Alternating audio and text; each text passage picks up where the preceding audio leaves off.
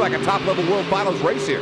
And Tony Farrell's been real good in that left lane, but I think what Kohler did and what Jimmy Creten is doing here is they took all the body work off. He's going for his quickest qualifying time because he wants to get on the top part of that ladder and hopefully get lane choice. He's going to do just that, a scintillating qualifying pass.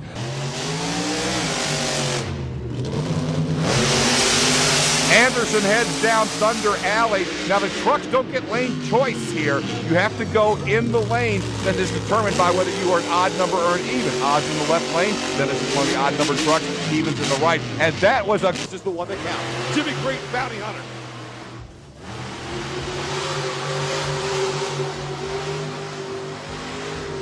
Here's where he's been struggling in the turn. Let's watch how Creten does it this time.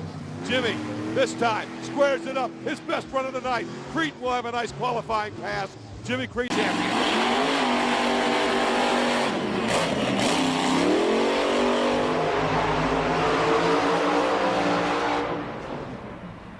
Meents went 16:25 in practice in this lane, but can he do it again?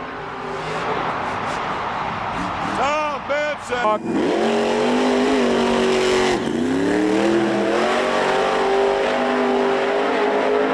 It is Frank Krmel and Donkey Kong, then King Crunch will be ready. Krmel looking for that sharp turn.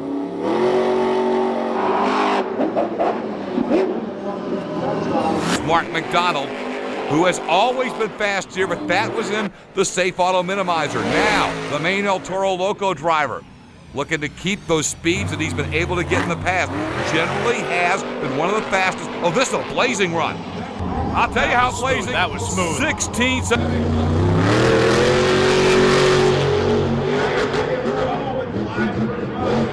The finish line. The top time. And interestingly enough, it was posted with the very first run. There were 48 official qualifying opportunities, but the first run, 16:201, right here. Todd LeDuc, a Vegas rookie himself, in Memphis.